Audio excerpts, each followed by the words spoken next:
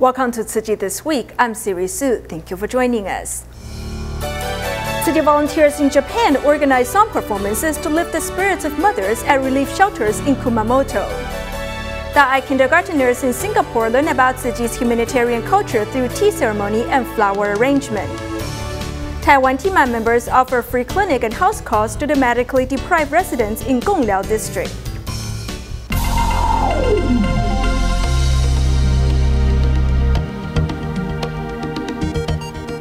Tzu Chi relief efforts after the earthquakes in Kumamoto, Japan, were declared completed on May 14th. During the 2 previous weeks, Tzu Chi volunteers organized 4 different sound performances at relief shelters to help lift the spirits of mothers in the community. Let's join them there. This group of young soldiers with the Japanese Self-Defense Force are happily watching the volunteers perform. Unable to see their own mothers on Mother's Day, this performance, put on by local Tzu Chi volunteers, makes them think of home.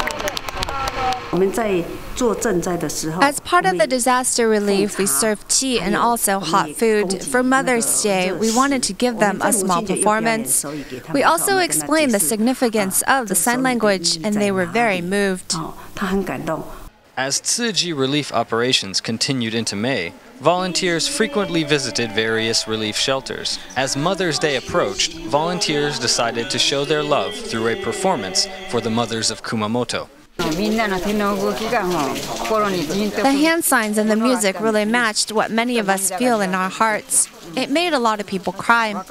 That kind of tenderness and enthusiasm that everyone showed is really something wonderful. One local mother, Miss Kisumi, was so moved by Tzu Chi, she decided to make a special gift. This is a 1,000 crane chain, and there are 1,000 origami cranes here. It takes an incredibly long time to make. She took the time to do this just to say she thinks Tzu Chi is a wonderful organization and to say thanks. Although relief operations have finished for now in Kumamoto, the impact of the volunteers' care and their love will remain. In an unfamiliar place, the blind will feel extremely insecure. The National Zhongxin University partnered with a technology firm to develop an audio global positioning system application to create a first library accessible to the visually impaired. With this new technology, the blind can navigate through this library independently, increasing their mobility. After downloading this application on their mobile phones, blind students can freely navigate themselves in the Zhongxin University Library without fear. As you walk, the app constantly updates you on your surroundings so your fear is reduced. Through the application's instructions, blind students can swiftly make their way from the first floor of the library to the visually impaired friendly area on the 3rd. For example, if we want to walk to the elevator now, we just have to follow the application's instructions and walk in its general direction to locate it. 2 years ago, the National Zhongxin University collaborated with a technology firm to develop an application which is targeted at helping the blind navigate through the 70 meters that separate the 1st and 3rd floor of the college library, where the visually impaired friendly area is. We installed 32 micro-locator transmitters around the library that utilize Bluetooth to gauge distances and transmit signals to the mobile application, which will then report audibly. The app does a verbal location update every 3 meters, increasing the blind's sense of security and leading them to their destination swiftly. For the first time, Singapore's Daai kindergarten arranged tea ceremony and flower arrangement classes. In the classes, every detail is considered to prevent the children from hurting themselves. Teaching methods have been altered as well to allow the students to better understand the spirit behind these activities.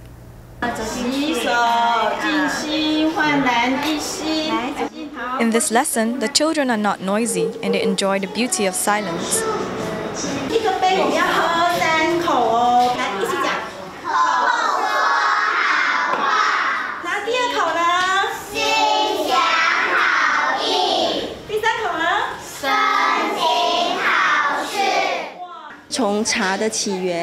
Details like the origins of tea, tea cakes, and how to hold the teacups and plates are all presentations of Tzu Chi's humanitarian culture.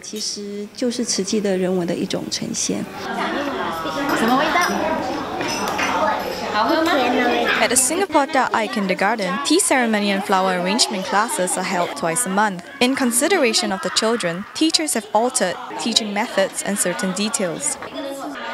The tea that we give them is approximately lower than 40 degrees Celsius. It is also diluted, so the children won't have trouble sleeping. The scissors that we have chosen for the children is blunt and hence suitable for them. We try our best to protect them from any harm, like being pricked by the plants. Through the process of carefully trimming the flowers, the children learn the value of respect.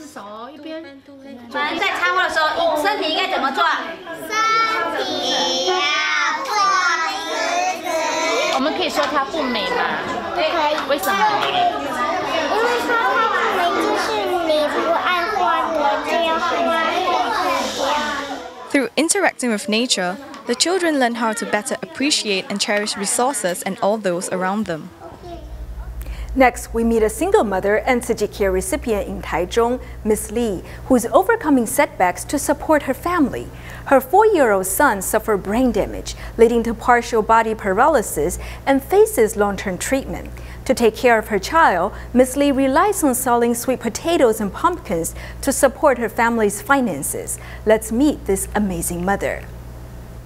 Little Zhuang is elated to see the familiar faces of Tzu Chi volunteers and keeps requesting to go for a walk with them. 4-year-old little Zhuang has an obvious surgical scar on his head. Due to brain damage, the left side of his body remains weak, even after going through 4 surgeries. As a result, he has to continue receiving treatment. His left eye, hand, and feet are all hurt. He has to receive treatment for his left hand and leg until he is 6 or 7 years old. Little Zhuang's mother has to take care of him and her family's finances through selling sweet potato. There are instances where she brought him along when she drove around to sell sweet potato. I moved his bed onto the truck so I can drive around the area to do business and sell my goods by the road. A few days ago, the truck broke down, so Miss Lee set up her stall outside her place instead. Business was not as good as before. The Tzu Chi volunteers came to provide care and concern for this mother and son every month. Every month, we'll come to provide care by checking up on the progress of the child's treatment and any problems that they may face in their daily life. The Tzu Chi volunteers have provided great help to us every month and eased my burden. Little Zhuang is very energetic and will sometimes help to entertain his mother's customers. The mother and son often spend time together drawing or chatting. Their lives may not be easy, but they face each day with a bright smile and optimism. This year at Kuala Lumpur's Jingsi Hall, for the celebration of Buddha's birthday, a special replica of the wooden hut used by Master Zheng Yan in the early days was constructed. Volunteers collaborated on the exhibit in hopes that people who visit the Jingsi Hall will better understand Tzu Chi's humble beginnings. Let's join them there. The birth of Tzu Chi can be traced back to the early days of Master Zheng Yan's practice as a nun, which began in a small wooden hut where she made her solemn vows. Now 50 years later, the impact of the 4 main missions and the 8 footprints of Tzu Chi can be found all over the world. Here on the occasion of Tzu Chi's 50th anniversary, we don't just want people to see the hut. We want them to honestly feel moved and understand. This exhibit will show people the hardship that Master Zheng Yan faced and teach them about her early practice in a humble hut like this. A real structure is the best way to explain. This is Tzu Chi's spiritual fortress. The small wooden huts represents Tzu Chi's transformation from a humble vow into a global organization. Instead of using words to explain, volunteers hope the modest sight of the hut will touch the hearts of those who come and impart to them the essence of Tzu Chi's vows. Tzu Chi really began with nothing, and now they have become such a great presence. I really admire Tzu Chi. Only someone who had this kind of hard experience, someone with the determination and strength of character like Master Zheng Yan, will have such compassion for other people who suffer. The small wooden hut is not simply a symbol of nostalgia for people to take pictures in front of. It is a silent teacher meant as a subtle reminder of the Buddhist spirits and Tzu Chi's eternal mission in the modern world. Each year, as part of their curriculum, students from Binghua High School must participate in at least one volunteer session.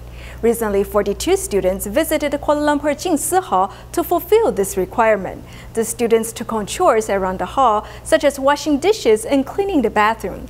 Though this manual labor is not what the students were used to, they happily took on the tasks, and all were proud of how well they accomplished each task. 42 students from Binghua High School visited the Jingsi Hall to help wash dishes, arrange tables and chairs, and clean the restrooms. This is part of their volunteer experience required each year. In the past, they visited senior homes and orphanages, but this visit to Tzu Chi is something very different for them. This might be the first time some of them have washed the dishes or cleaned the bathroom. It's nice for them to learn how to do household chores. Not only just completing the chores, Tzu Chi volunteers hope the students can also learn some teamwork through this process. Growing up in this generation, the students might lose some of the ability to socialize with others in person. We can take this service work opportunity to teach them how to respect and how to be gracious to others. Today, the students are learning a different kind of lesson. Normally at home, I don't do any of this work. So when I heard what we would be doing here, I didn't want to participate. However, when it was all said and done, I'm quite glad that I came. Because we worked together, we were able to quickly finish the task. Seeing the rows of chairs neatly lined up gave me a sense of accomplishment. Though just spending half a day at the Jingsi Hall, through this experience, the students have learned the joy that comes after a job well done.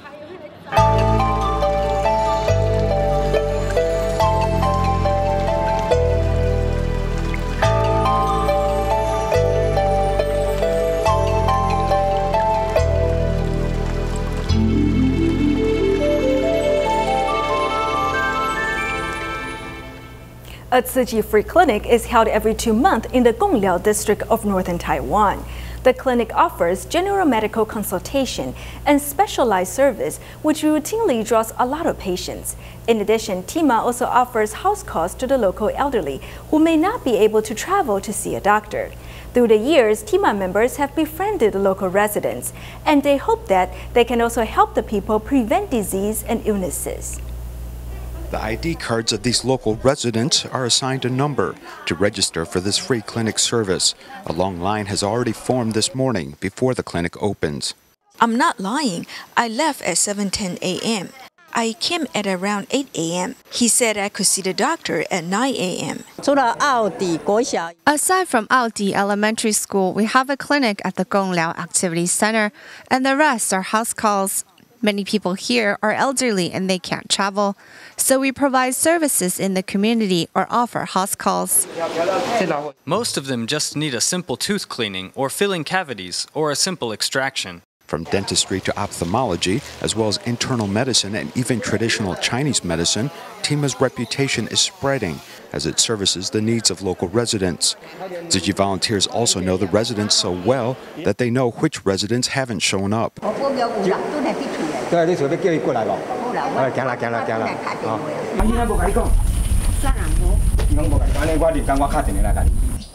The clinic is not just distributing a little medicine, but actually preventative services as well as follow-up services, which are most important. Sometimes a special connection develops with the patients. For all the volunteers and medical staff involved in this free clinic service, love and compassion for patients is the best way to promote good health and healing. TIMA paid a visit to Gongliao's northernmost point, Magang Fishing Village. The community is mainly comprised of elderly people living alone, with some suffering from chronic diseases. One such individual is Mr. Tsai, whose wife passed away many years ago. Now he lives alone with a caregiver. He was all smiles when a TIMA doctor recently paid him a visit. Let's take a look. Following Tzu Chi volunteers, this TIMA doctor visits Gongliao's northernmost point, Magang. Walking this path near the ocean leads to Mr. Tsai's home, which TIMA has been visiting for the past 8 years.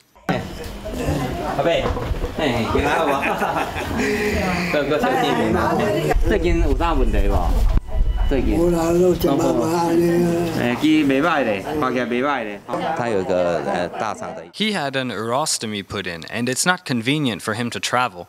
This is why we need to travel to his house to see him. For many years, he has been sitting right here in this seat. Mr. Tsai suffers from multiple chronic diseases, and his wife passed away 2 years ago. He has a caregiver who lives with him. It's difficult for him to travel, and from his eyes we can see how grateful he is for this visit from Dr. Lin. A few years ago, when I went to see him, I remember his wife sitting across from him, and she looked quite healthy. But life is impermanent, and now that she has passed away, I still remember her every time I visit this house.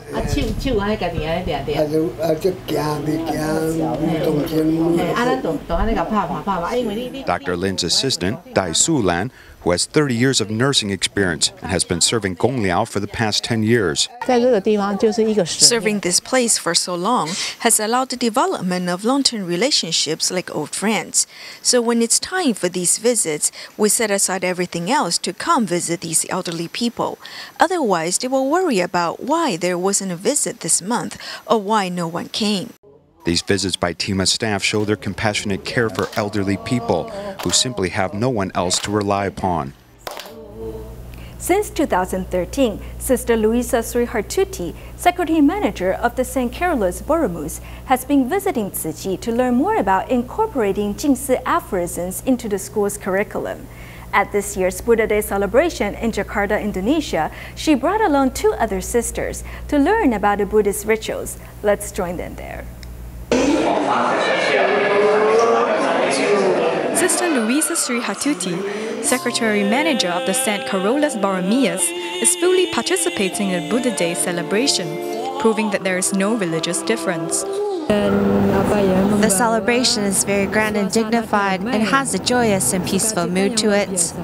Being responsible for educational matters at the church, she has been visiting the Jingsi Hall to learn about environmental conservation from Tzu Chi since 2013, and since then has regularly introduced Tzu Chi to others. Whenever I meet someone, I would suggest that we go to Tzu Chi. There we can learn about universal love. Other sisters are all influenced by Sister Luisa Srihartuti and have realized the relevance of Jingsi aphorisms. The Jingsi aphorisms have mentioned that having the will without the strength to do things is equivalent to tilling the fields without sowing any seeds. This is similar to what Catholicism mentions, where having faith without any actions is meaningless. In the 60 schools that Sister Luisa manages, students are taught to recycle and to love the earth. No disposable utensils or trash can be seen on school grounds, winning them government recognition. We can learn a lot from Master Zheng Yan, like how to cherish life, love our natural surroundings, and live harmoniously with others without any religious or racial boundaries. I am very happy to have such an opportunity to learn from her. Maybe it is fate. Different faiths stem from the fundamental value of love, highlighting the beauty of different religions.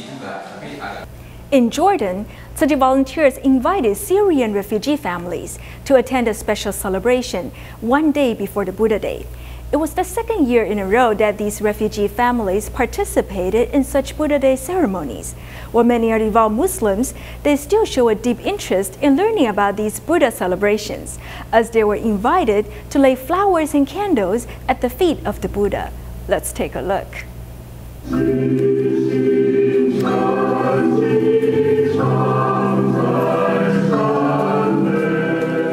Whether it's ceremoniously offering the fragrant water, flowers, or candles, Tzu Chi volunteers are leading this Buddha Day ceremony. Syrian refugees are now quite familiar with the event, as it's the second year they have participated. This time, Muslim parents allow their children to dip their hands in this fragrant water and clasp their hands together before the Buddha as a sign of devotion and respect. Participants come from many different faiths, which was very moving. We all put our hands together in prayer, which was very respectful. Fleeing from Syria to Jordan, the refugees had a hard time staying together with their family. The travels have been anything but easy, leading one refugee mother to both laugh and cry. In 4 years, I've never felt so happy and content. Although I miss my husband who died in Syria, and my eldest son who also died in the war, and my son who lost a leg, today's celebration has rekindled maternal feelings in me. Tzu Chi volunteers accompanied participants during the ceremony, even helping a young man complete his heartfelt wish, which was told to his mother. Tzu Chi volunteers praised his filial piety and traveled with him to bring fragrant water, candles, flowers, and the Buddha statue to the hospital, so his father, who is dying of cancer, could participate in the celebration. We have additional reports regarding Buddha Day celebrations, this time from Germany, where events were held respectively in Hamburg and Munich. Though far away from Taiwan, the celebration was nonetheless held with utmost respect and dignity.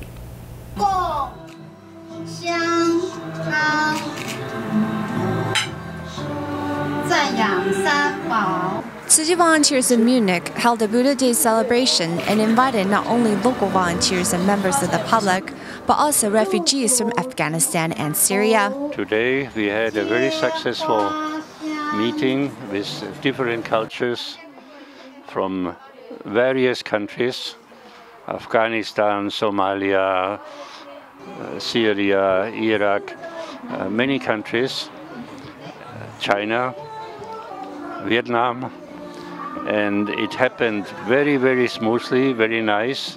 Tzu Chi's acceptance and great love of all in this world, I believe, will help bring peace to society. Meanwhile, in Hamburg, a Buddha Day ceremony was also held there. Volunteers also shared what they saw in Serbia during the relief mission. Because they were stuck in Serbia, the refugees even had trouble with daily eating. So we decided right then and there that we need to assist them. The next relief mission will be perhaps in the winter. If there's an opportunity, we will go again.